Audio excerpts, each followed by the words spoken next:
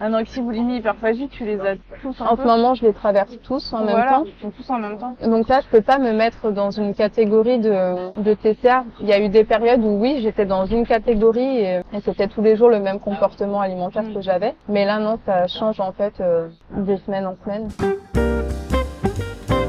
Hello tout le monde et bienvenue dans un nouvel épisode de Papote et Popote. Ça fait un moment qu'on ne s'est pas retrouvés, mais aujourd'hui les vidéos reprennent et elles vont reprendre toutes les semaines pendant un bon petit moment.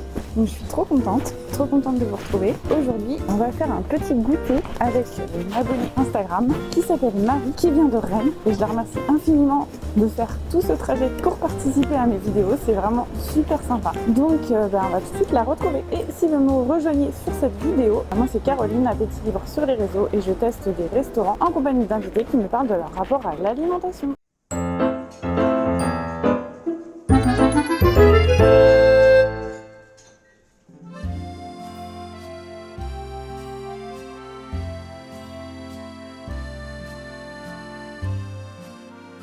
J'ai rejoint Marie. Salut Marie. Salut, Comment vas-tu? bien merci et toi? T'as fait bon voyage? Ouais, 1h30 de train pour venir. Ouais, bah franchement merci infiniment parce que c'est gentil quand même de faire le trajet juste pour moi. Bah merci à toi de me recevoir. Et bah du coup, est-ce que tu veux te présenter? Oui, donc je m'appelle Marie, j'ai 26 ans, je viens de Rennes et je travaille dans la gestion des contrats en prévoyance et frais de santé entreprise. Ok, bah écoute, on va tester du coup ce café italien, Italien, salon ouais. de café italien, Girotti. C'est parti!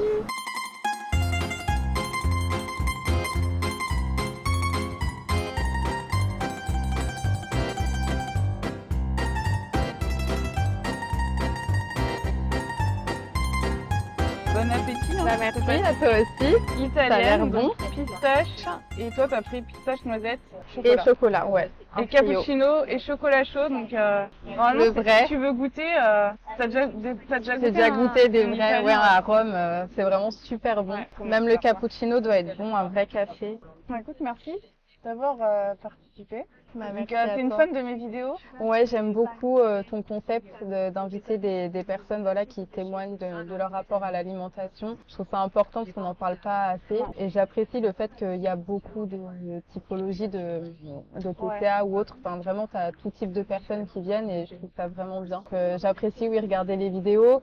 Aussi, ça conforte dans le fait de voir qu'on n'est pas toute seule à se battre aussi face à la maladie. Et donc, c'est un espoir aussi pour s'en sortir. Il y a des gens qui n'ont pas de TCA qui viennent sur mes vidéos. Après, quand on regarde les vidéos, on se rend bien compte que en fait, les gens, il y en a pas beaucoup qui sont 100% sereins en fait vis-à-vis de leur poids, vis-à-vis de leur corps, vis-à-vis de leur alimentation. Il y a un Français sur 5 qui a un problème avec l'alimentation sans forcément avoir un trouble du comportement alimentaire. Enfin, je trouve ça dingue en fait. C'est énorme en fait, ouais, le Enfin, nombre pour de moi, personnes c'est- qui complexent soit de leur corps ou oui, qui n'ont pas un rapport sain à la nourriture. C'est un peu, tu sais, comme quand il y a eu le MeToo il y a quelques années. En fait, pour moi, c'est pareil. Enfin, j'ai l'impression que les gens maintenant, c'est ah oui, bah moi aussi. C'est pas une fantaisie quoi. Enfin, t'angoisses quoi.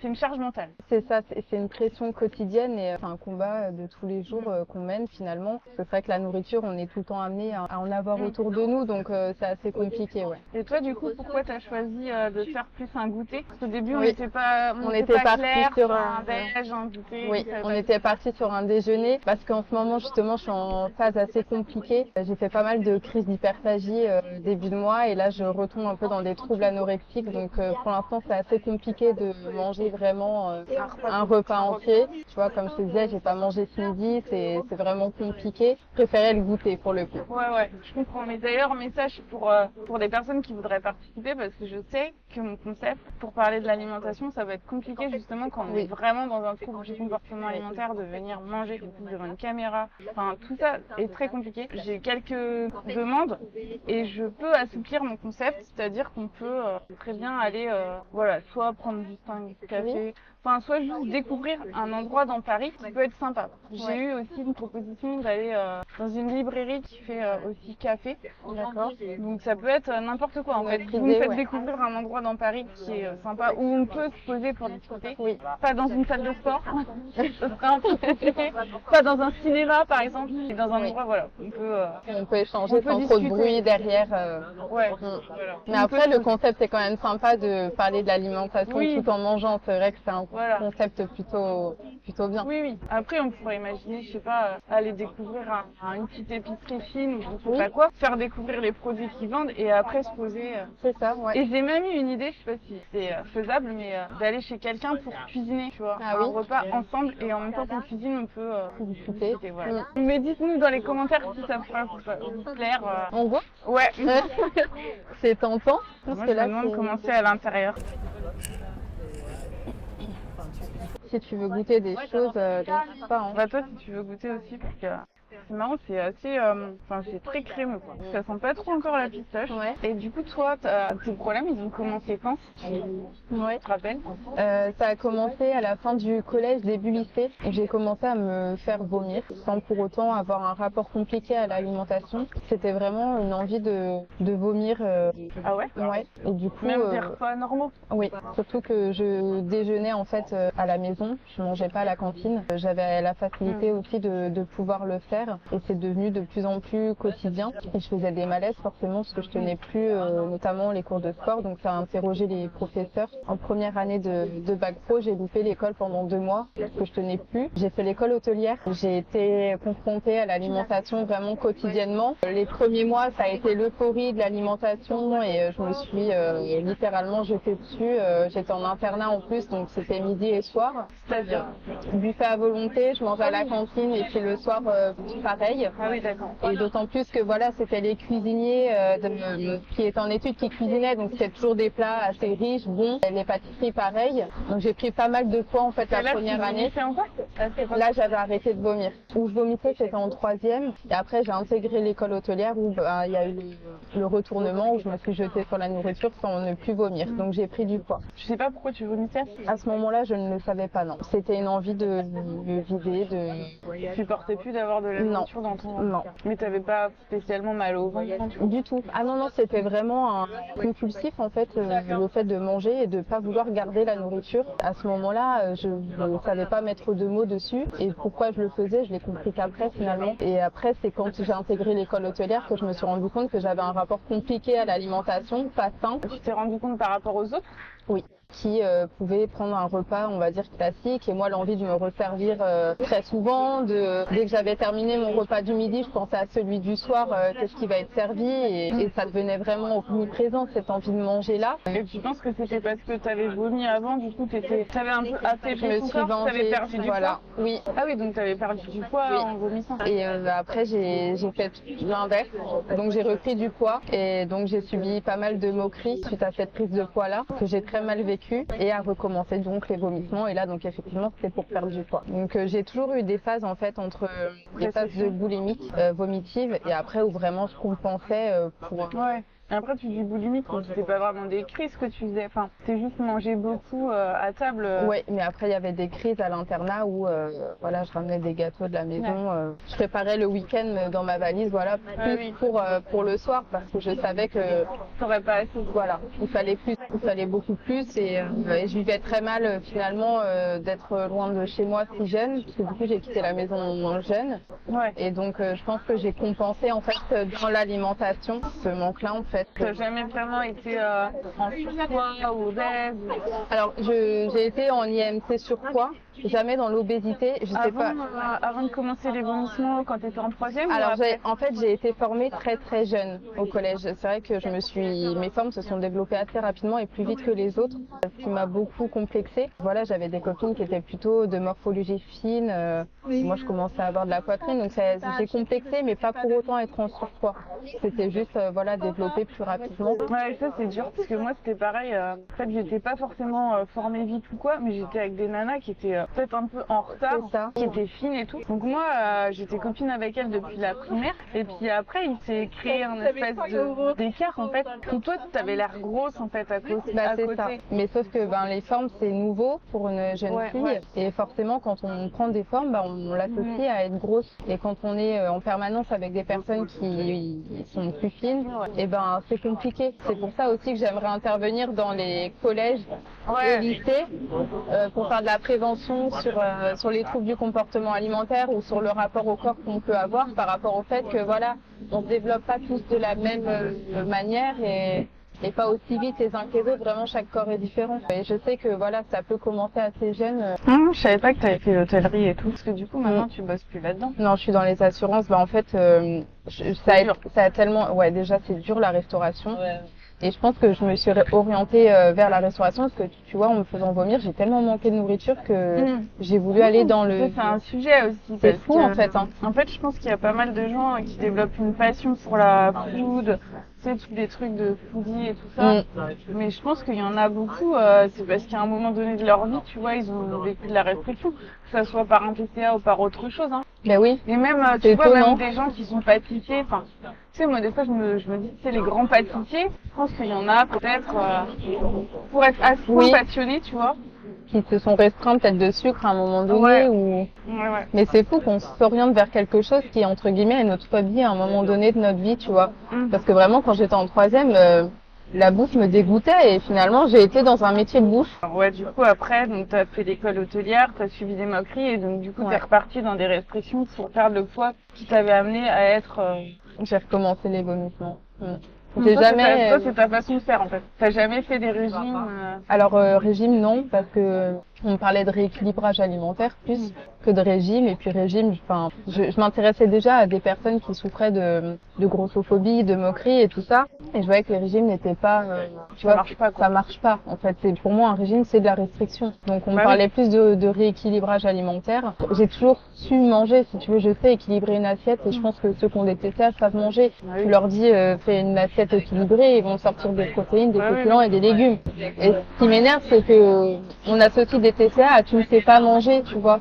Alors que ça n'a rien à voir avec savoir manger, c'est juste que soit on a trop, soit on n'a pas assez, ça va être compulsif et c'est un comportement indépendant. T'as jamais fait de régime? Non, plus un rééquilibrage alimentaire, mais soit il y avait des vomissements derrière ou une prise de laxatif quotidienne. Et ça, je crois qu'on en a encore jamais parlé sur ma chaîne de compenser par le laxatif ou le sport. On a parlé du sport, on a parlé j'ai fait tout. Le jeûne.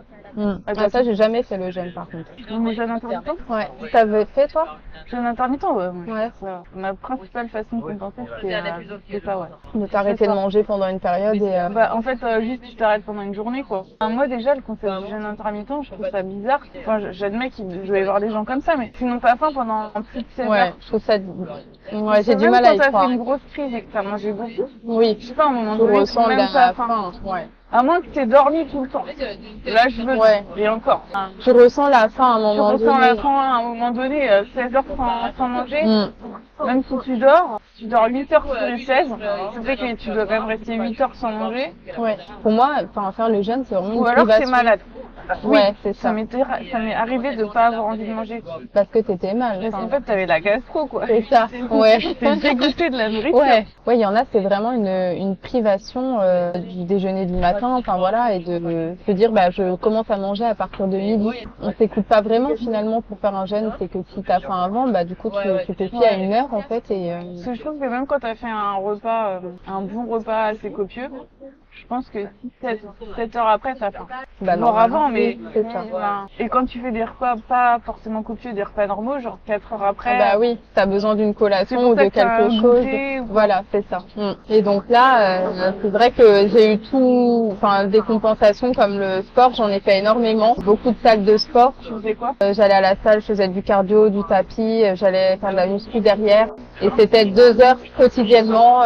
Stop. Ouais. 2 heures? Ouais. Ah ouais, c'est beaucoup. Et on m'a forcé à arrêter. Donc en fait, j'ai une période, je suis tombée dans l'anorexie. J'aime pas le mot tomber, mais pour moi, c'est un engrenage en fait qui fait qu'on arrive à là, voilà, sans s'en rendre compte, parce que j'ai été dans le déni jusqu'à la fin. C'est à partir de 2020 que vraiment j'ai voulu perdre du poids pour vraiment me sentir mieux avec moi-même, parce que là j'étais en surpoids du coup. Donc là j'ai commencé le sport et à peser ce que je mangeais. Donc au début c'était pour perdre 2-3 kilos, et puis quand on en perd 2-3, on va en perdre 4-5. Surtout, on ne sait plus comment manger pour maintenir le poids. C'est ça. C'est ça du coup. tu te retrouves, t'as perdu du poids, mais comment? On a peur de regrossir. Ouais. Après, si on coupe la balance, si on coupe le comptage de calories, et en fait, j'étais rendue à un point de voilà, finir par manger que du liquide, des potages, des milkshakes, voilà, et des pots pour bébé. Vraiment, à la fin, j'étais à ça. Donc, il y avait même plus la mastication. Je ne mangeais plus en fait, et j'étais rendue à un IMC trop bas. Et donc là, j'ai eu ma première consultation en clinique du coup, pour voir si je devais ou non me faire hospitaliser. Et en fait, j'ai eu un déclic de l'hospitalisation. J'ai tellement eu peur que là, j'ai penché direct dans l'hyperphagie, mais du jour au lendemain. C'est-à-dire que j'ai coupé la balance, j'ai coupé le comptage calorique. J'ai eu une peur de me faire hospitaliser. En fait, j'ai été dans le déni de tout ça. Du coup, du jour au lendemain, je me suis vengée sur la nourriture, de tout ce que j'avais manqué. Je suis quelqu'un qui adore le sucre, donc j'ai tout compensé, tout ce que j'avais manqué en fait. Et là, du coup, c'est encore compliqué parce que c'est sous forme de phase que ça arrive, ou parfois je peux avoir des crises d'hyperphagie quotidiennes ou une semaine sans rien quoi. Mais encore aujourd'hui, je me bats face à l'hyperphagie. Il suffit que j'ai une émotion qui me traverse et tout de suite la crise va se déclencher quoi. Et t'étais arrivée à un poids très bas quand t'as fait ta J'étais à 40 kilos pour 1m60, donc c'était assez bas. Bien évidemment, moi je me trouvais toujours aussi grosse. Après c'était bas, mais c'était pas non plus comme les clichés de la télé. Voilà, c'était pas entre guillemets alarmant, il fallait pas... T'étais en sous-poids. J'étais en pas dans sous-poids. les Je veux pas couper aussi le petit chien. Mais oui, t'étais pas dans les clichés. Non, mais c'est pas possible. Non, je tenais encore debout, je travaillais toujours. Ouais, tu faisais 2 heures de sport. J'allais toujours au sport, voilà. C'est ma maman qui s'est rendue compte que je maigrissais vraiment à vue d'œil et qui a mis un terme en fait sur un problème lié à l'alimentaire en fait. Elle savait pas comment me le dire parce qu'elle a beaucoup souffert de cette perte de poids importante. Elle a eu assez peur et ce que je peux comprendre pour une maman, c'est pas évident. Et puis c'est lors d'un déjeuner où forcément moi je ramenais ma balance tout le temps. Dès que j'allais manger quelque part, je me promenais avec ma balance et il fallait que je compte partout sinon c'était une crise d'angoisse. Donc tu le cachais pas forcément à tes proches? Pas à ma famille proche. Et je refusais toute invitation d'amis. Voilà. Au resto, t'es obligée d'aller dans la cuisine quoi. Voilà, je peux pas savoir ce qu'ils mettent dans le plat. J'ai perdu beaucoup de personnes parce que c'est vrai que je voulais jamais sortir. Même un bar, voilà, c'était un verre d'eau. Donc forcément, les gens ne comprennent pas aussi. Et je savais pas l'expliquer à ce moment-là non plus, puisque moi j'étais toujours dans ce déni de pourquoi je faisais ça. Pour les autres, c'était un peu l'incompréhension. Et ma famille, quand je leur ai dit voilà, j'ai besoin de compter mes calories, au début, ils ont pas posé plus de questions que ça. Et puis donc, c'est lors d'un déjeuner que ma mère me dit mais t'as perdu énormément de poids en peu de temps. Ce que tu fais là, c'est anormal de compter tes calories, de refuser quelque chose par peur de prendre du poids. Enfin voilà, c'était vraiment obsessionnel. C'est là qu'elle m'a proposé donc d'aller voir son médecin traitant pour en parler. Et là, du coup, le terme a été posé quoi. C'est lui qui l'a diagnostiqué. Ouais. Voilà, il m'a et t'avais les autres symptômes, enfin du coup, t'avais maigri, t'avais amélioré tout ça ou pas forcément? J'avais plus de règles. Je me sentais très fatiguée. Au travail, facilement déconcentrée. Objectif. Voilà. Ouais, surtout qu'avec l'évolution, je pense que ça... J'avais très très mal à la gorge à force de le faire quotidiennement. J'ai de la chance au travail et ma maman qui a été un vrai soutien. Mes collègues sont au courant de mes TCA.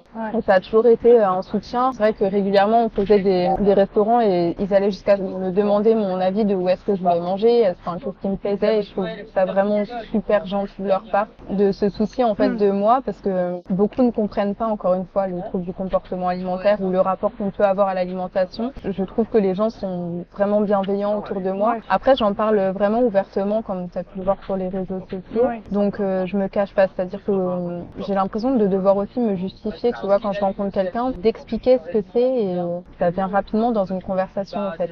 Parce qu'en fait les gens ils connaissent que l'anorexie qu'on voit un peu à la télé, donc ils connaissent rien d'autre. Et peut-être la boulimie vraiment... Voilà, et pour eux une boulimie c'est je vais manger plus que prévu et puis c'est tout.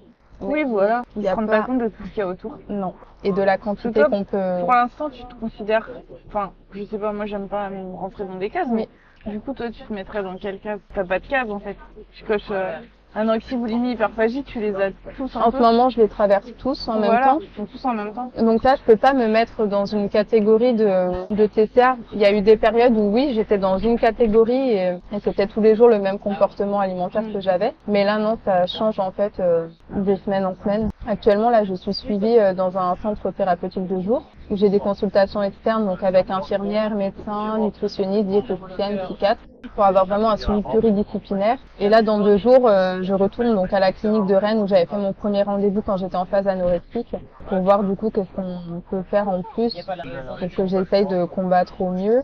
Est-ce que le sujet de l'hospitalisation va être remis sur la table, sachant que voilà, il propose aussi des sevrages où on est alimenté par voie naso-gastrique. Je sais pas du tout ce qui va être. Tu pourrais être aidée par ça. Je l'ai voulu à un moment avoir un sevrage parce que je me suis dit que voilà, peut-être intégrer les aliments petit à petit et vraiment faire une coupure avec l'alimentation, peut-être aller stopper les crises. Je prends en fait tous les moyens qui sont possibles pour m'en sortir. Vraiment, j'essaye de me battre tous les jours pour ne plus avoir ce comportement qui est compliqué là, de plus penser à ça. Donc je prends toutes les options qui peuvent être prises en fait. Parce que la tour, c'est un sacré truc quand même. Bah, j'en avais peur en phase anorexique, là où justement je voulais pas en entendre parler. Peut-être que voilà, j'avais peur de manger à ce moment-là, mais là j'ai envie de reperdre du poids. Donc est-ce que c'est pas non plus un mauvais comportement que j'ai de me dire que la sonde va me permettre de maigrir? C'est une mauvaise. J'ai peut-être une mauvaise vision. Dans un sens, je me dis que ça peut stopper les crises, mais je vois ça aussi comme je vais maigrir vite avec ça. Mais tu penses pas que les crises, elles sont là parce que tu manges pas assez? Je pense qu'il y a d'autres facteurs. Peut-être aussi. J'essaye d'équilibrer au mieux. Après, je vais au sport assez régulièrement. J'essaye de toujours faire des séances dans la semaine, à peu près 3 à 4 par semaine. Donc peut-être que oui, je manque aussi. En ce moment, je suis dans une phase où je veux reperdre assez vite. Et donc c'est pour ça que j'ai certains troubles, on va dire anorexiques qui reviennent, où je peux avoir des pensées sur comment je peux perdre du poids vite. Et ouais, parce que du coup tu fais pas de distinguo entre tes pensées et enfin si tu le fais, mais tu prends pas de la distance avec tes pensées pour pas faire en fait je suis tellement j'ai du mal parce que mon rapport au corps est très compliqué. J'ai vraiment du mal à m'accepter. Donc j'essaye de faire des choses pour m'aider, notamment j'ai fait de la photo en lingerie, vraiment pour avoir un rapport au corps un peu plus sain avec le mien, essayer de l'aimer peu importe comment il est, et j'ai vraiment du mal. Là j'ai encore du mal à accepter la taille de mes vêtements, enfin voilà. Donc du coup non, je pense tout de suite à qu'est-ce que je peux faire dans l'immédiat pour réussir à perdre du poids. Et du coup oui, il y a des pensées qui sont pas forcément judicieuses pour y arriver, ou pas saines pour moi du coup. Mais c'est vraiment ce rapport au corps là qui est compliqué. Ouais, en fait, c'est ça. Et maintenant, avec le recul, quand tu repenses à ta période en 3e où tu as commencé à vomir, tu arrives à dire pourquoi en fait tu as commencé à vomir? Oui, parce que j'ai pas mon papa, donc ça a été, je pense, très compliqué de mettre un mot sur ça. Mais tu l'as perdu à ce moment-là ou... Alors non, en fait, il est dans l'addiction lui aussi, l'addiction de l'alcool. Donc j'ai grandi sans lui. Donc pour moi c'est comme si il est pas là en fait. Ouais. J'ai mis du temps à le comprendre et son absence en fait m'a beaucoup fait de mal sans que je m'en rende compte et je l'ai manifesté comme ça. J'arrivais pas à mettre de mots dessus à ce moment-là. C'est en compensant que j'ai fait le rapprochement parce que je commençais beaucoup à penser à lui, à ressentir ce manque-là paternel d'un homme dans ma vie. C'était lié à ça. Et même encore aujourd'hui, c'est vrai que là je vis seule, j'ai personne dans ma vie. Donc je sais que mes TCA sont aussi en lien avec ça, c'est-à-dire que quand je vais passer des week-ends seuls, je vais avoir tendance à faire plus de crises parce que je compense la solitude beaucoup. C'est un peu le remède pour moi de faire une crise, ça me rassure. C'est un cercle vicieux parce que t'as des TCA parce que t'es seule, mais en même temps après tes TCA ils t'empêchent de rencontrer les gens. C'est ça. C'est un cercle vicieux. Ouais. Mais je me force à sortir de plus en plus et je suis assez contente parce que du coup je me suis réinscrite dans la salle de sport où j'étais en phase d'anorexie. Là je me suis réinscrite fin octobre et j'ai rencontré des personnes vraiment top. Enfin je fais jamais mes séances toute seule, je suis toujours accompagnée. Les coachs sont vraiment géniaux. Pareil, ils savent tous que j'ai des TCA. Donc ils sont vraiment dans l'accompagnement, pas dans le jugement que je fasse ce que je fais pendant les cours collectifs ou autres. Et ça arrive qu'on fasse des sorties ensemble, resto, et j'y vais. Et sans stress, sans... Ouais, parce que tu sais qu'ils sont au courant. Donc, voilà. Même si tu prends rien. C'est ça. Ouais. Et au contraire, je vais avoir tendance à me faire plaisir avec eux. Je vais pas me priver parce que je sais qu'ils sont au courant et qu'après ils vont m'aider à dépenser si j'en ai besoin pendant une séance. Mais Ouais. c'est vraiment des personnes top. Ouais, top, ouais. Il en faut des comme ça. Oui, mais j'ai vraiment de la chance d'être entourée de personnes bienveillantes pour ça. Malgré les moqueries que j'ai pu subir au lycée, vraiment la plupart du temps quand le diagnostic a été fait et que j'ai commencé à en parler autour de moi sur les réseaux, à mes proches qui ont compris suite à mes explications pourquoi j'ai eu une variation de poids aussi importante, que vraiment j'ai fait yo-yo mais de 20 à 30 kilos d'écart, donc c'est quand même c'est énorme. Donc ça interroge les gens forcément, et en l'expliquant les gens comprennent et sont pas dans le jugement. En fait, il suffit de bien l'expliquer. Ouais, je pense que c'est hyper important ce que tu fais, parce que même pour les gens qui n'ont pas de TCA, je pense que voir quelqu'un qui a des grosses variations de poids, mine de rien, s'ils sont un peu fragiles, ça peut leur faire peur. Ils peuvent se dire, mais comment ça se fait? Ils peuvent se dire, c'est facile de prendre du poids. Alors qu'en fait, non, c'est pas si facile tant que t'as pas des grosses cibles. Et c'est pour ça aussi le truc avec l'obésité et tout ça. Les gens, ils ont peur un peu, mais la majorité, enfin je crois que c'est la moitié des personnes obèses qui en fait a des hyperphagies, tu vois. Donc tu deviens pas gros juste parce que t'es gourmand. Non, c'est ça. C'est un peu le piège. Les gens ils pensent que tu deviens gros parce que t'es gourmand. Ouais. Et c'est pour ça que j'essaye de plus possible expliquer, parce que tout de suite, en fait, on associe une personne grosse ou en surpoids à quelqu'un qui mange beaucoup et tout le temps, ou qui mange, de la malbouffe entre guillemets, des fast-food, etc. Alors que pas forcément. Déjà, toute personne en surpoids n'a pas de lien avec l'alimentation. Enfin, je veux dire, c'est un facteur oui pour certaines personnes, mais il n'y a pas que ça. Il y en a que ça va être les médicaments qui vont faire que. Enfin voilà. Et ça m'énerve en fait de voir des personnes qui associent un corps à tout de suite l'alimentation ou au sport. Ou au sport. Oui. Ça c'est aussi un truc. Genre, si t'es gros, t'as qu'à faire du sport. Oui. Alors que bon, le sport. Ben oui. Tu peux pas maigrir, enfin, quand tu le fais normalement, entre guillemets. Oui, c'est fait pour te maintenir en forme et avoir un corps tonique. Oui, voilà. Parce que logiquement, plus tu fais de sport, plus t'as faim. Donc, Et puis, on te dit de manger plus, c'est normal. Tu dépenses des calories, donc il faut un apport plus important après. Tout comme dire à une anorexique, et bon, on me l'a dit plein de fois, mais mange. Oui. Oui, mais si c'était si facile, je mangerais. Donc oui, c'est aussi pour éviter ce genre de remarques. Je voulais revenir par rapport à ton expérience des laxatifs, parce que j'en ai pas eu sur ma chaîne. Je sais pas si c'est vous qui t'en parlez. Comment t'as eu l'idée? Qu'est-ce que t'as appris comme genre de laxatif? Et est-ce que t'en as eu des désagréments à long terme? Enfin, à court terme, j'imagine que oui. Oui. Mais à long terme... Et en fait, c'est pareil, c'est en cherchant des moyens de maigrir sur Internet que je suis tombée sur un article d'une personne qui disait qu'elle prenait des laxatifs. Et est-ce que ça marche vraiment? Non, parce que on se vide, mais on pourrait autant se vider naturellement. Je suis désolée du terme, mais voilà, on élimine plus rapidement ce qu'on a consommé. T'élimines plus rapidement, mais t'élimines pas plus en fait. Non, on élimine la même chose, mais voilà, plus rapidement. Et je pense que c'est ce fait de ne pas vouloir garder la nourriture. C'est psychologique, t'as l'impression que c'est comme vomir en fait. Tu supportes pas d'avoir la nourriture. Plus vite, il y a plus de nourriture en nous et mieux on se sent en fait plus rapidement. Je faisais des lavements en fait quasiment quotidiennement. Ah, tu faisais par en bas quoi? Oui, j'ai commencé par des sachets, mais niveau goût c'était vraiment pas bon. Donc je faisais des lavements quasiment quotidiennement et évidemment ça abîme la flore intestinale, j'avais mal au ventre, des fois il y avait rien parce que j'avais à peine mangé ou que comme je te disais, de la soupe ou un milkshake, donc j'avais rien. Mais tu t'es absorbé quoi. Ouais, je voulais vraiment qu'il y ait plus de nourriture en moi et j'aimais en fait cette sensation de vide. Et là aujourd'hui je ne prends plus du tout parce que vraiment c'est douloureux, je le conseille vraiment pas. Ça doit irriter aussi, non? C'est très, oui, forcément, ça irrite, c'est désagréable. Quand on le fait, voilà, ça remue vraiment le ventre. Et puis même après, on se sent ballonné, on se sent mal, donc. Mais justement, c'est un peu contradictoire parce que tu sens vide de nourriture, mais en fait, le lavement, ça fait tellement remuer le ventre que même après, tu te sens pas réellement vide, quoi, parce que c'est plein de gargouilles. Moi, je me disais que voilà, justement, ça lavait tout pour tout éliminer. Donc même si j'avais pas mangé et que j'en faisais un, je me disais au moins, je suis sûre que je n'ai rien. C'est pour me rassurer en fait.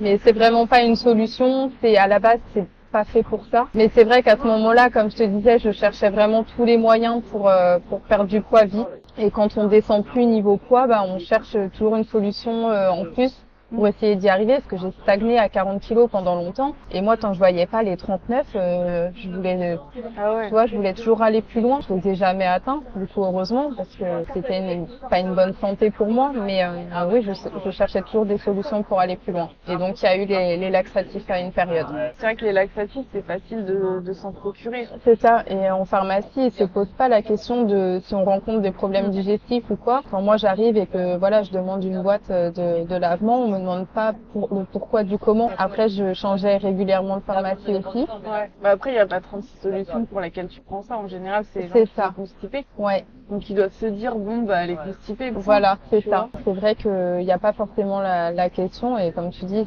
en général, c'est pour cette raison-là. Mais je pense que la question, ou du moins quand on voit une personne voilà, assez fine arriver, peut-être une prévention ou ne pas le laisser en libre service. Enfin voilà, je ne sais pas. Tout dépend du nombre de personnes qui ont cette solution pour perdre du poids. Faire du sport, ça marche pas non plus parce que comme on l'a dit tout à l'heure, soit t'as plus faim après. Et de toute façon, 1 heure de sport, ça brûle pas non plus 1000 calories. Ah bah non. C'est pas hyper efficace. Il faut vraiment que ce soit un tout, mais sain, un rééquilibrage alimentaire et le sport à côté, voilà, pour maintenir un poids de forme correct. Et puis pour les personnes en surpoids, voilà, c'est l'idéal parce qu'un rééquilibrage alimentaire, on manque de rien. Normalement, on a tous les apports pour le corps. Et puis encore une fois, le sport ne fait pas perdre du poids, c'est un complément pour... Après, le rééquilibrage alimentaire, en fait, si t'as des TCA, ça peut pas marcher. C'est compliqué. En fait, ça peut marcher peut-être chez quelqu'un qui a, entre guillemets, une alimentation déséquilibrée et qui n'a pas de TCA. C'est juste lui apprendre à manger. C'est ça. Mais quand t'as des TCA, en fait, c'est restrictif, un rééquilibrage. Oui. Et puis pareil pour une personne en phase d'anorexie, moi quand on me parlait de rééquilibrage, je voulais pas en entendre parler parce que ça veut dire que j'introduisais des féculents alors que j'avais la phobie des féculents. Les protéines, cuire une viande, ça me dégoûtait. Il y a que les légumes finalement dans le rééquilibrage qui me convenaient. Donc oui, un rééquilibrage alimentaire pour une personne souffrant de TCA, c'est compliqué. Et encore une fois, une personne qui souffre de TCA sait manger. C'est pas le problème de savoir manger. C'est pour ça que je trouve que le rééquilibrage, c'est pas pour les personnes, enfin, ça s'adresse pas aux gens qui ont des TCA, parce que c'est eux qui savent le mieux manger, quoi. C'est des diététiciens sur pattes, On est plus informés, oui, que les autres, parce que on s'informe beaucoup de tout ça. Oui, donc, et moi, je suis constamment, le soir, je regarde des vidéos sur l'alimentation, sur des témoignages comme tu peux faire. Enfin voilà, moi, c'est vraiment obsessionnel en fait. Donc oui, on s'informe de beaucoup de choses. Et d'ailleurs, je regarde une série américaine, je sais pas si tu connais, mais c'est des personnes qui font... Alors c'est 600 lb, mais je sais pas combien ça fait en kilos, mais c'est des personnes vraiment obèses. Ah ouais. Je crois que c'est divisé par 2. Et du coup, c'est impressionnant jusqu'à quel point on peut arriver, quoi. Et le soir, je regarde ça. En fait, j'ai ce besoin de m'alimenter en contenu, oui, qui est lié à ça, en fait. Je nourris, en fait, j'ai un champ lexical qui est très en lien avec l'alimentation.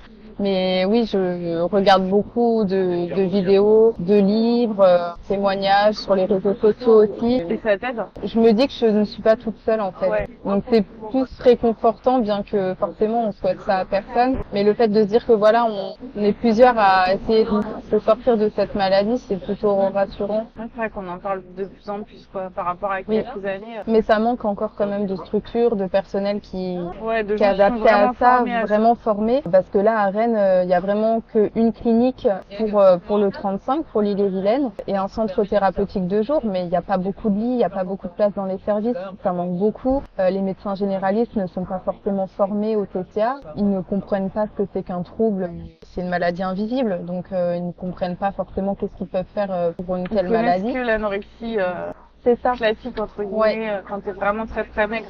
C'est ça. Mais j'ai l'impression que l'anorexie est mise en avant comme trouble du comportement alimentaire. Mais par contre, la boulimie et l'hyperphagie, vu que parfois le poids n'est pas forcément alarmant, soit on n'est pas dans un sous-poids ou soit on n'est pas dans une obésité, on n'en parle pas en fait. Moi par exemple, quand on me voit dans la rue, on ne pense pas que j'ai un trouble du comportement alimentaire parce que je suis ni en sous-poids et ni en obésité. C'est la majorité des gens. Il y a que 6% des gens qui ont un trouble alimentaire pour lequel ils sont vraiment en sous-poids et tu le vois dans la rue. C'est-à-dire que les 94% On les voit pas. Qui ont des TCA, tu les vois pas. C'est ça, c'est invisible. C'est sûr qu'il y en a dans ton entourage. Vu qu'il y a une Bien personne sûr. sur 5, Mais il y en a qui, voilà, Il y en a qui ne le savent même pas. voilà, qui sont encore dans le déni, qui n'ont pas l'impression d'avoir un problème. D'autres qui le savent mais qui n'en parlent pas. Et d'autres qui en parlent. Mais c'est important d'en parler autour de nos proches et voilà, de se faire aider, même aussi le fait de se livrer, c'est important et ça aide en fait pour avancer. Et moi, quand je l'ai compris, ça a été d'une grande aide parce que les gens, encore une fois, sont tellement bienveillants et finalement aident à relativiser. Maintenant, quand je fais une crise, il y a des personnes à qui je vais le dire ouvertement et c'est des personnes qui vont être rassurantes, je vais moins avoir de culpabilité comme je pouvais avoir avant de la faire toute seule quand je suis accompagnée et que des gens m'aident à aller de l'avant. Moi, je pense que la bienveillance, elle a peut-être quand même une limite. Tu sais, les gens qui sont vraiment en surpoids ou en obésité, mais vraiment beaucoup, je pense que là, la bienveillance, il y a peut-être une limite, tu vois. Parce que les gens, ils vont dire, ouais, mais quand même, pour ta santé, là, quand peut-être même, aussi tu vas qu'il y a une trop question loin. de poids, c'est possible. Je pense que vraiment, quand tu atteins des poids hors normes, très élevés, parce que tu as le petit surpoids, bon, ça va, et puis tu as vraiment les gens... Je sais pas. Je me pose la question. Je le vis pas, mais... Après, ceux qui se préoccupent aussi de la santé des personnes qui sont en surpoids, ça peut être une forme de bienveillance aussi pour Mais c'est vrai que la personne qui va recevoir la remarque peut mal le prendre et ce qui est normal parce que c'est aussi la replonger dans son trouble qui est déjà difficile à vivre. Alors dans la vraie vie, oui, je suis d'accord avec toi que quand tu te préoccupes du surpoids d'une personne, d'un de tes proches et que tu lui donnes des conseils, bon, c'est maladroit, mais je veux bien l'entendre. Mais sur les réseaux, non. Sur les réseaux, on se connaît pas, les gars. Donc quand tu viens sous un poste de quelqu'un qui est en obésité et que tu lui donnes des conseils, j'ai vu peur d'histoire, ça c'est pas de la bienveillance. C'est pas genre je fais attention à ta santé, je te pourris l'existence. Il y a beaucoup ça sur les réseaux sociaux, des gens qui pensent apprendre aux autres qu'est-ce qu'il faut faire pour... mais en fait, ces personnes-là ne sont ni médecins, ni connaissent pas notre vie et en fait n'ont aucune remarque à faire en fait. Je sais pas, même si t'es médecin, je vois pas pourquoi t'irais faire ce commentaire sur les réseaux. Mais c'est mal placé, c'est... En fait, je comprends pas. Les gens, ils le savent que c'est mauvais. Enfin, pas besoin d'être médecin pour le savoir. Non. Le dit. Mais les gens ont besoin, c'est fou de toujours donner leur avis, être blessant, méchant parfois. Les méchants commentaires, quel intérêt? S'ils t'aiment pas le contenu, regarde ça. Et il n'y a pas besoin ils savent que la personne va être blessée, c'est normal. Donc je comprends pas ces gens-là qui veulent vraiment blesser pour blesser. Du coup, tu te considères être comme une personne gourmande ou... Je t'ai pas demandé ton adjectif. Te qualifier en tant que mangeuse. Oui, je suis plutôt gourmande et gourmande sucrée. Depuis en fait avant quand tu étais enfant, est-ce que tu te rappelles du rapport que tu avais avec l'alimentation? J'ai toujours eu un rapport plutôt attrayant avec le sucre. J'ai toujours aimé ça, le sucre, le chocolat, même petite. Mais t'aimais bien manger en général ou t'aimais surtout les desserts? Surtout les desserts, les goûters. J'ai toujours aimé ça. J'ai bu le biberon très très longtemps. Donc lait, chocolat. Donc c'est un peu mon petit doudou comme on appelle ça dans les TCA. C'est vraiment le truc réconfortant. Donc j'ai toujours eu un attrait au sucre très important. Pour moi, là, finir un repas sans dessert, c'est pas possible. Il faut toujours le produit sucré qui termine. Donc oui, je suis plutôt gourmande. Donc c'est plutôt bec sucré. Plutôt bec sucré, ouais. Et du coup, si tu dois faire un repas, tu serais capable de faire un repas que de sucré? Oui, en phase de boulimie vomitive, donc là je reviens à le tout premier trouble, c'était que du sucre, que des céréales. Je me faisais du lait chaud avec des céréales matin, midi, soir et je me faisais vomir. Et ça a duré 3 mois. Donc oui, je peux manger que du sucre sur toute une journée. Et là, quand je fais des crises d'hyperphagie, c'est que du sucre aussi. Il n'y a pas de salé. Ça va être des viennoiseries, des pâtisseries, des gâteaux, de grande surface sucrés. C'est que du sucre. J'ai peut-être une addiction au sucre parce que c'est vrai que j'y pense beaucoup. J'en ai tout le temps envie. Je me limite parfois parce que je me dis que si je me limitais pas, aujourd'hui je serais en obésité, c'est certain. parce que sans sport et sans limite de sucre, je m'écouterais, je mangerais plus que Je de ne sucre. crois pas qu'au bout d'un moment, t'en aurais marre. Je m'en lasse pas. Même en crise, je peux en refaire une le lendemain et manger Ouais, mais la même tu chose. peux pas vraiment savoir, vu que dans ta tête, il y a quand même la L'alerte. réflexion cognitive qui te dit Ouais. c'est pas bon, c'est pas bon. En fait, tu t'auto-juges en permanence. Je suis beaucoup dans l'autocritique de Voilà. toute façon pour tout, pour l'alimentation, pour le poids, pour forcément ça a une incidence sur la confiance en soi aussi. Ah bah oui. Mais c'est vrai que oui, il y a une limite que je me mets et j'ai de la chance entre guillemets de savoir m'arrêter. On peut jamais savoir jusqu'où on peut aller avec un PCR. Après, c'est comme ça que fonctionne la majorité des gens, mais si tu te mets une limite, forcément, dans ta tête, ça va créer un espèce d'attrait, tu vois. Mais oui. C'est un peu dépasser la limite est interdit. Voilà. Donc même si l'aliment il est autorisé, s'il a une limite, il y a quand même le fait de dépasser cette limite. C'est ça. Puis ça attire toujours. Ça attire, ouais. Et d'autant plus que j'ai toujours peur de manquer. En fait, je mange comme si le lendemain je ne pouvais plus avoir Ouais. accès à ça. Et donc du coup, sur l'instant, je vais manger comme si c'était la dernière fois. Et je pense aussi que je me dis en phase de crise, vraiment quand je fais une crise, je me dis c'est la dernière. Donc je m'autorise Ouais, plus. c'est Je me ça. dis bon, c'est la dernière. C'est comme demain, je fais un régime. C'est ça. pareil. Je reprends demain, tout ira bien. Et donc forcément, on se laisse un peu plus aller et se dire bon bah voilà, on peut finir le paquet puisque demain c'est un nouveau jour, on recommence bien. Et finalement, non. Et t'as un plat préféré? J'adore les lasagnes Lasagne. en Italie. Et ouais. Mais on est dans le thème, mais oui, j'adore la gastronomie italienne. Et ton dessert, du coup, si t'arrives à choisir? Fondant au chocolat. Tout ce qui est chocolat, vraiment, j'aime beaucoup. Quand j'étais vraiment dans la maladie, je mangeais encore plein de trucs sucrés, tu vois. Ouais. Ah oui, des considérations éthiques. Est-ce que tu cuisines? Tu fais du marché? Alors je cuisine, oui. Je suis toute seule, donc on va dire que c'est de la cuisine simpliste. Je fais mes propres plats pour le midi et pour le soir. J'achète pas du tout préparé. C'est souvent une viande avec des légumes et des féculents que je varie à chaque repas pour voilà changer un peu. Mais pour moi, c'est important voilà de quand même manger des produits frais. Et Ouais. même niveau goût, c'est quand même meilleur. Et du coup, le midi, c'est en télétravail? Alors je fais du télétravail 3 jours par semaine, donc Ouais. ça m'aide beaucoup pour cuisiner. Quand je peux, j'emmène au travail ce que j'ai fait la veille au soir. Et sinon, je vais au centre commercial qui est à côté de mon travail. Et avant, je mangeais plutôt des sandwichs ou voilà quelque chose. Et je prenais un dessert, une pâtisserie. Donc c'était pas forcément sain non plus. Là, je reprends le travail mardi et je pense que je vais être dans une autre. Je vais être plus m'orienter vers des salades parce que là, je suis dans une autre Ouais, phase. ouais. Je mange de tout. Je mange pas beaucoup de viande rouge par contre, parce que j'ai encore un peu de mal à cuisiner la viande rouge. Je ne suis pas végétarienne. En phase d'anorexie par contre, étonnamment, je mangeais plus du tout de viande, mais je l'ai réintégré du coup dans mes C'est pas repas. très étonnant parce qu'il y en a beaucoup des personnes Ouais. qui arrêtent la viande. Oui, mais je l'ai réintégré, mais juste de la viande blanche, poisson. Je mange de tout. Je me fie pas forcément aux saisons, je t'avoue. Je vais pas non plus sur les marchés, mais c'est vrai que ça peut être sympa, d'autant plus qu'à Rennes, il y a un supermarché qui est là avec des super produits, donc pourquoi pas, ouais.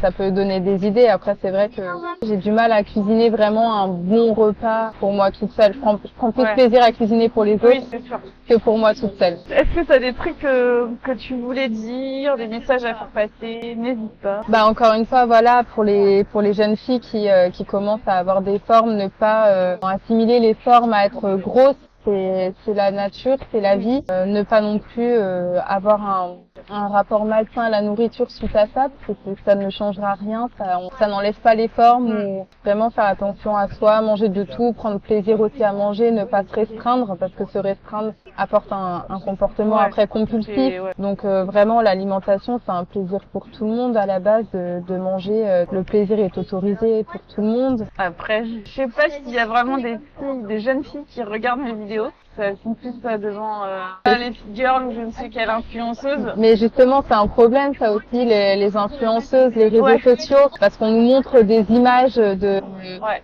de filles et de garçons qui ont un corps de Parfait. rêve Ouais. parfait que tout le monde aimerait C'est génial. avoir. Et en plus, souvent, ils tiennent peut-être même pas à toute l'année, tu vois. Ils font leurs photos juste pendant un mois de l'année où ils font toutes les photos, puis après ils te les mettent toute l'année. C'est ça. Et puis, sans oublier que c'est des photos qui sont retouchées toucher. Oui. Parfois, il y a de la chirurgie, Ouais. c'est pas naturel, donc les injections et tout Ouais. ça. Donc, faut pas forcément se fier à ce qu'on nous montre. Donc, c'est vrai qu'on vit dans un monde où on se compare beaucoup à ce qu'on nous montre et c'est compliqué aussi. Et malheureusement, effectivement, c'est les jeunes filles qui regardent ce genre d'émissions ou qui vont sur les réseaux sociaux et qui voient des filles qui sont toutes fines, toutes refaites et du coup, ça montre aussi une envie de ressembler à ça et du coup, ça passe par l'alimentation. Ouais, je pense que les gens qui regardent mon contenu, ils ont déjà un peu roulé leur bosse, entre guillemets. Donc il n'y a pas des tout petits, des jeunes. Mais bon, si jamais il y a des moins de 20 ans qui regardent la vidéo, dites-le nous dans les commentaires. Bah écoute, merci beaucoup. Merci à toi. Merci d'avoir fait le déplacement. Et puis j'espère que le lieu t'a plu. Oui, beaucoup, c'était très sympa. Moi, j'ai beaucoup apprécié les milliardistes, je sais pas quoi, mais Ouais, franchement, c'est pas mal. Et le chocolat chaud, il est vraiment pas mal. Et c'était ton cappuccino? très bon, très très bien. Eh ben, merci beaucoup, Marie, d'avoir participé. J'espère que ça t'a plu. Oui, beaucoup, merci à toi. Ton témoignage. On a eu un très très bon chocolat et cappuccino et des délicieuses pâtisseries chez Girotti ou Girotti, Oui. je sais pas comment on dit. En italien. Tu fais de l'italien? Du tout. Je me prononcerai pas sur la prononciation. Est-ce que on peut te retrouver quelque part sur Insta? Oui, sur Instagram, MarieFRTN, où je partage aussi mon témoignage dessus. Et si on veut te contacter, donc Aussi. on mettra ton compte dans la description. Et ben écoutez, merci à vous. Si vous aussi voulez faire partie de mes invités, n'hésitez pas à me contacter. N'hésitez pas également à liker, partager, commenter cette vidéo et à vous abonner. Et ben on se dit à la prochaine vidéo. Bye bye. Bye. Bye bye.